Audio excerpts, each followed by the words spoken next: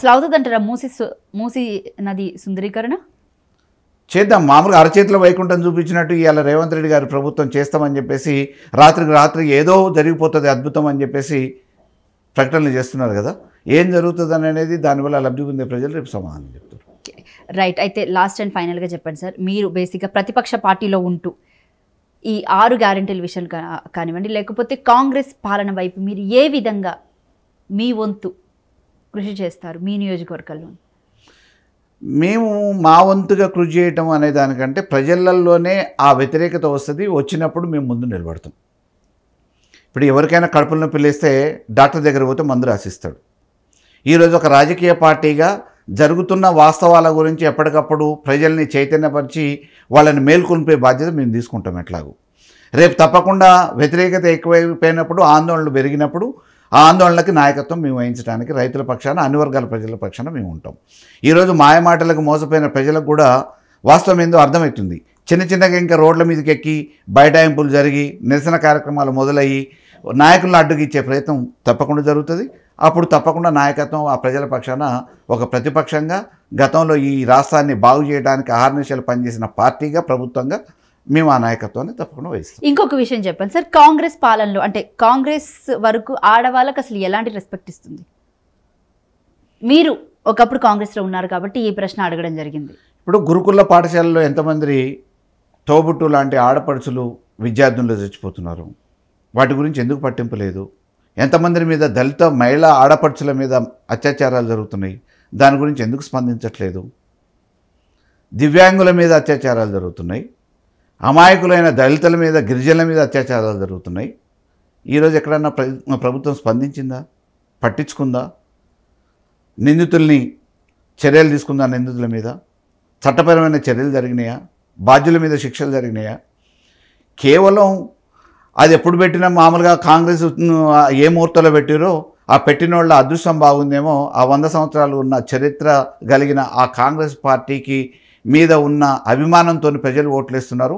అనామకులైన వాళ్ళు వచ్చి ఈరోజు పరిపాలన కొనసాగిస్తున్నారు. అయితే సీఎం రేవంత్ రెడ్డి గారు సబితా ఇంద్రారెడ్డి గారి మీద చేసినటువంటి వ్యాఖ్యల గురించి మీరు అసలు ఏం చెప్తారు? ఎందుకంటే ఆయన అక్కల్ని నమ్ముకుంటే జూబ్లీ బస్ స్టాండే మీ గతి కూడా అని చెప్పేసి అని ఓ పక్క నుంచి కేటీఆర్ గారికి ఆయన అన్న మాటలు, అండ్ అలాగే అక్క అంటే ఈరోజు సొంత చెల్లె తీహార్ జైల్లో ఉంటే బయటికి తీసుకురాలేనటువంటి గతి పట్టింది, అది మీరు వాళ్ళని నమ్ముకుంటే అని చెప్పేసి ఒకరికి ఒకరు ఇలాగా అంటే ఒకరి మీద ఒకరికి పుల్లలు పెట్టే విధంగా అయితే అసెంబ్లీలో చర్చ నడిచింది. దాని గురించి మీరు అసలు ఏం చెప్తారు? ఇప్పుడు రేవంత్ రెడ్డి గారి విజ్ఞతకి సంబంధించిన విషయం, ఆయన ఒక గౌరవప్రదమైన హోదాలో ఉన్నాడు. ఒక ముఖ్యమంత్రి అనేది చాలా బాధ్యతాయుతమైన స్థానం. ఒక మహిళగా అది దేవాలయం లాంటి అసెంబ్లీలో గౌరవించాల్సిన స్థాయిలో ఉన్న రేవంత్ రెడ్డి గారు ఆయనకంటే అక్క వయసులో ఉన్న సబితా ఇంద్రారెడ్డి గారి మీద ఆ మాటలు మాట్లాడటం అనేది ఈరోజు ప్రపంచం అంతా ఖండిస్తుంది కదా.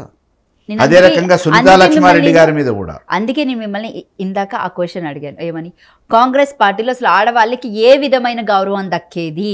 మీరు ఇదివరకే కాంగ్రెస్ పార్టీలో పనిచేసి వచ్చారు కాబట్టి నేను అందుకే పర్టికులర్గా ఆ క్వశ్చన్ని తీసి అడగడానికి రీజన్ ఇది. అంటే వాళ్ళకి ఒక పార్టీ, నేనేదో మామూలుగా ఈ పని చేస్తే నాకు పార్టీ ద్వారా మైలేజ్ వస్తుంది, ఈ పార్టీకి నేను పనిచేయడంతో నాకు గుర్తింపు వస్తుంది అనే అభిప్రాయం కాంగ్రెస్లో ఉన్న నాయకులకు ఎవరికి ఉండదండి. కాంగ్రెస్ పేరు మీద ప్రజలు ఓట్లేస్తారు. నేను అక్కడ అధిష్టానం దగ్గర ఏదో మోకిల్లాడో లేకపోతే బ్యాక్డోర్ సిస్టంలోనో సూట్ కేసులు ఇచ్చో సంచులు ఇచ్చో బతిమిలాడో భంగపడో కాళ్ళు పట్టుకోనో గేలు పట్టుకోనో టికెట్ ఒకటి సంపాదిస్తే సరిపోతుంది, ఆ పేరు మీద ప్రజలు ఓట్లేస్తారనే ఒక అభిప్రాయం బలంగా నాయకులకు ఉంటుంది. కాబట్టి కాంగ్రెస్లో ఉన్న నాయకులు ఎవరు ప్రజలలో పనిచేసో పలుకుబడుతున్నో వచ్చేటోళ్ళ కంటే ఆ కాంగ్రెస్ పేరు మీద ఉన్న అభిమానంతో ప్రజలు ఓట్లేస్తారులే టికెట్ తెచ్చుకుంటే చాలని చెప్పేసి అని అనుకుంటారు. గెలవక ముందు ప్రజలలో ఉండరు, గెలిచినాక కూడా జనాలలో ఉండరు వాళ్ళు. ఇవాళ మామూలుగా మా జిల్లా కాదు, ఏ జిల్లా నుంచి అయినా అంతకుముందేమో ప్రజాక్షేత్రంలో ప్రజాప్రతినిధులు ఉండేది ఏ పార్టీలోనైనా, అది తెలుగుదేశం కానివ్వండి, టీఆర్ఎస్ కానివ్వండి. కానీ ఈరోజు కాంగ్రెస్ వచ్చిన తర్వాత గ్రామాల నుంచి ప్రజలందరూ హైదరాబాద్కు రావాల్సి వస్తుంది. వాళ్ళ సంతకాల కోసం ప్రజాప్రతినిధితో, ఒక శాసనసభ్యుడితో మాట్లాడాలన్నా, పని కావాలన్నా, ఫోన్లు కావాలన్నా, వాళ్ళ అవసరాల కోసమైనా హైదరాబాద్కు వచ్చి పని చేయించుకునే పరిస్థితికి వస్తుంది. సరే, దానివల్ల కూడా కొంతమందికి యువతరానికి కార్లు నడుపుకునేటోళ్ళకో చిన్న చిన్న హోటళ్ళకో లాభం జరుగుతుండొచ్చు. కానీ ఒక సామాన్యుడు గ్రామాన్ని వదిలిపెట్టి వాళ్ళ అవసరాల రీత్యా ఖర్చులు పెట్టుకొని హైదరాబాద్కి వచ్చి పని చేయించుకున్న దుస్థితి ఒక ప్రజాప్రతినిధిగా మాకు పని చేయాలా అని చెప్పేసి ఓటేసిన నాయకుడి దగ్గరికి ఖర్చులు పెట్టుకొని వచ్చి చేయించుకునే పరిస్థితి దుస్థితి ఎందుకు వచ్చిందనేది ఇవాళ ఓటర్ ఆలోచించాలి. రైట్. అయితే ఇంకొక విషయానికి వస్తాం సార్, పార్టీ మారేటోళ్ళ గురించి మీరు ఏం చెప్తారు? ఎందుకంటే ఇప్పటికీ ఆల్మోస్ట్ చాలామంది బీఆర్ఎస్ పార్టీని వదిలి కాంగ్రెస్ పార్టీలోకి చేరారు. సో వాళ్ళ గురించి ఏం చెప్తారు మీరు? ఇప్పుడు ఒక ప్రజాప్రతినిధిగా ఎన్నిక కాకపోతే వేరు. ఎన్నికైనప్పుడు ప్రజాప్రతినిధిగా పోటీ చేసినప్పుడు ఏ పార్టీ గుర్తు మీదనైతే పోటీ చేసారో ఆ పార్టీని గుర్తించి గౌరవించి అభిమానంతో ఓట్లేసిన ప్రజలు ఉంటారు, కార్యకర్తలు ఉంటారు. వాళ్ళని నట్టేయటం ఉంచి వాళ్ళ నమ్మకాన్ని వమ్ము చేసి పార్టీ మారటం అనేది నీచాతి నీచం. ఒక ప్రజాక్షేత్రంలో ఉండాలనుకునేటోళ్ళు అవసరం అనుకుంటే అధికారం ఉంటుంది, ఉండదు, తర్వాత సంగతి. కొట్లాడాల్సిన బాధ్యత ఉంది. ఇవాళ నీ పదవిని ఏం తీసుకుపోరు. నిన్నొచ్చి నువ్వు నాకు ఇది చేస్తావా లేదా అని చెప్పేసి మెడల మీద కూడా దయ్యం లెక్క ఎవరు కూర్చోరు. నువ్వు చేయగలిగినంత చేస్తే చాలు, నువ్వు ఇచ్చే టైం ఇస్తే చాలు. కొట్లాడినంత వరకు మామూలుగా ప్రభుత్వం మీద పోరాటం చేయగలిగితే పోరాటం చేస్తే చాలు. దానికి సంబంధించిన బాధ్యతలు నీ అనుకుంటారు. ఇవాళ వ్యక్తిగతం కోసమో, వాళ్ళ అవసరాల కోసమో, వాళ్ళ ఫైర్వీల కోసమో, సంపాదన కోసమో, లేకపోతే వాళ్ళకున్న ఇతరాతర అవసరాల కోసమో పార్టీ మారేటోళ్ళ గురించి రేపు ప్రజలు కూడా అదే రకంగా ఆలోచిస్తారు కదా. చరిత్రలో చాలా రోజులు శాశ్వతంగా ఉండలేరు, ప్రజాక్షేత్రంలో ఉండలేరు. అసెంబ్లీలోని దానం నాగేందర్ గారు మాట్లాడినటువంటి కొన్ని మాటలు ఏవైతే ఉన్నాయి, నీ అమ్మ రోడ్ మీద తిరగనీయ ఏయ్ అని చెప్పేసి మాట్లాడారు. సో ఆయన గురించి మీరు ఏం చెప్తారు?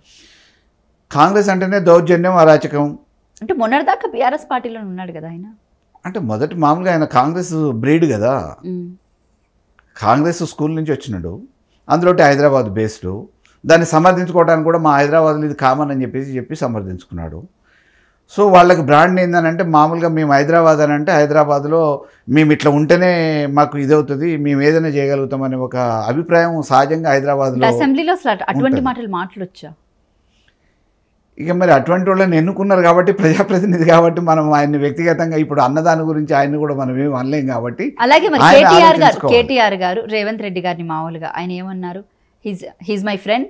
సో నేను రేవంత్ అని అన్నందుకే దాన్ని ఖండించారు అంతని సారీ చెప్పేదాకా కూడా ఊరుకోలేదు. అంటే ఆ మాటని వెనక్కి తీసుకునేదాకా కూడా ఊరుకోలేదు. మరి ఈ విషయంలో ఎందుకు కామ్గా ఉన్నారు? ఇప్పుడు నాట్ ఓన్లీ దట్ అండి, ఇప్పుడు లాంగ్వేజ్ విషయం కూడా, నీకు లాంగ్వేజ్ వస్తే పర్వాలేదు, లాంగ్వేజ్ రాకపోతే నువ్వు ఒకసారి రిప్రజెంట్ చేస్తున్నప్పుడు అవసరం అనుకుంటే దానికి సంబంధించి డెలిగేట్ చేయడానికి, ఆ విషయాన్ని కమ్యూనికేట్ చేయడానికి అధికారులను పెట్టుకోవాలి. నీకు వచ్చిరాని బట్ల లాంగ్వేజ్తోనంటే ఒక స్టేట్కి రిప్రజెంట్ చేస్తున్న వ్యక్తిగా ఈ స్టేట్ని, కోట్లాది మంది ప్రజల మనోగతిని, అభిప్రాయాన్ని దెబ్బతీసినట్టు అవుతుంది. కాబట్టి మాట్లాడే లాంగ్వేజ్ నీకు ఫ్లూయెన్సీ లేకపోతే సీఎం కావు అనేది ఏం లేదు. ఆ ఫ్లూయెన్సీని ఇంప్రూవ్ అనేది చేసుకోవాలి, దాన్ని రిప్రజెంట్ చేసిన వాళ్ళని పెట్టుకోవాలి.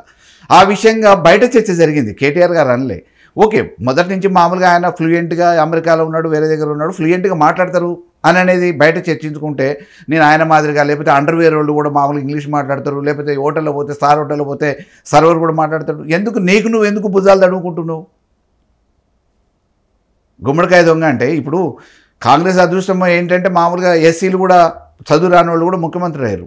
అది ఆ పార్టీ వాళ్ళకి ఇచ్చిన అవకాశం, వాళ్ళకు వచ్చిన అదృష్టం. అది ముఖ్యమంత్రి చేయడానికి చదువుస్తూనే చేయాలనేది ఏం లేదు.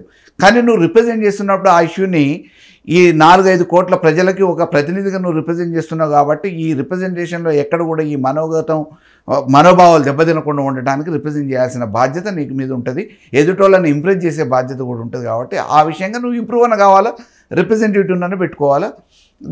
దాని మూలాన రాష్ట్ర ప్రగతి కానీ లేకపోతే మనోభావాలు కానీ దెబ్బతినొద్దని చెప్తారు. సహజంగా ఎవరైనా అంటారు కదా. ఓకే, భవిష్యత్తులో బొల్లం మల్లయ్య యాదవ్ కార్యాచరణ ఎలా ఉండబోతుంది అండ్ అలాగే బీఆర్ఎస్ పార్టీకి సంబంధించి కార్యాచరణ కూడా అంటే ఏ విధంగా ముందుకెళ్తున్నారు? ఇప్పుడు నేను పుట్టి పెరిగింది మామూలుగా మా స్వగ్రామం కరీరాల్లో, కోదాడ నియోజకవర్గం మాది. ఆ పేరు మీద నేను చదువు రీత్యా నేను హైదరాబాద్లో స్థిరపడ్డా. ఆ తర్వాత వ్యాపారాలు చేసిన, ఓ ప్రజాసేవ చేయాలనుకున్నా. నాకు ఆ రోజు మామూలుగా కాంగ్రెస్లో ఉంటే రాజశేఖర్ గారు పిలిచి నీ స్వస్థలానికి పోయి నువ్వు పని చేయి, నీకు అవకాశం వస్తుంది, మీ పార్టీ పరంగా ఇస్తామని చెప్పారు. ఆ రోజు నుంచి దాదాపుగా 2005 నుంచి ఇవాళ వరకు 20 సంవత్సరాలుగా ఆ నియోజకవర్గాన్ని పట్టుకొని గెలిచినా ఓడిపోయినా గెలుపోవటములతో సంబంధం లేకుండా పదవులతోని సంబంధం లేకుండా, అధికారంతో సంబంధం లేకుండా ప్రజాక్షేత్రంలో పనిచేస్తున్నా. నాకు మామూలుగా ఎన్నో రకాలుగా కుటిల ప్రయత్నాలు చేసి బ్యాక్డోర్ సిస్టంలో పారిశ్రామికవేత్తలు, వ్యాపారవేత్తలు, వాణిజ్యవేత్తలు, రాజకీయ నాయకులు, తలబండినోళ్ళు, కురువృద్ధులు అందరు కలిసికట్టుగా నన్ను దెబ్బతీయడానికి, అనేక రకమైన అబాసుపాలు చేయడానికి దుష్ప్రచారం చేసిన అధిష్టానాలు నన్ను గుర్తించే అవకాశం ఇచ్చి పార్టీ టికెట్లు ఇచ్చే టైంలో వాళ్ళు చెడగొట్టాలనే ప్రయత్నాలు చేసిన అవి విజయవంతం వాళ్ళ వల్ల కాకపోయినా గెలుపోవటంలో కాడ వాళ్ళ శక్తికి మించి ఏదో రకమైన ఓడగొట్టే ప్రయత్నాలు చేసిన నాకు ఆ భగవంతుడు ఇచ్చిన ఆశీర్వాదం మేరకు మనోధైర్యంతో ఆత్మస్థైర్యం దెబ్బతినకుండా పోరాటం చేసుకుంటూ వచ్చిన. ఒకసారి గెలిచిన. మొన్న దురదృష్టవశాత్తు సరే ఏది ఏమైనా నా ప్రత్యర్థులందరూ ఏకమైరా, ఇంకోటైరా, లేకపోతే దుష్ప్రచారం చేసినా, ఏం చేసినా నా మనస్ఫూర్తిగా నాకు వచ్చిన అవకాశం మేరకు ప్రజలకి నాకు అవకాశం ఇచ్చారు కాబట్టి ఆ వచ్చిన అవకాశం మేరకు నేను ఎంతవరకు పని చేయగలుగుతుందో అంతవరకు 5 సంవత్సరాలు ఒక్క నిమిషం కూడా వేస్ట్ చేయకుండా నా సొంత నియోజకవర్గంలో నా జన్మభూమిలో ఉండి నా పని నేను చేసుకుంటూ ప్రజలకు అందుబాటులో ఉండి పనిచేసిన. సరే గెలిపోవటంలో ఈరోజు ఓడిపోయినా, రేపు నా తుది శ్వాస ఉన్నంత వరకు రాజకీయాలలో ఇదే బీఆర్ఎస్ పార్టీ నాకు అవకాశం ఇచ్చింది కాబట్టి బీఆర్ఎస్ పార్టీలోనే ఉంటా, ప్రజాసేవకే అంకితమైతే. అధికారం ఉంటే నాకు చేతనైనంత వరకు చేయగలుగుతా, అధికారం లేకపోతే పోరాడగలిగినంత వరకు పోరాడగలుగుతా.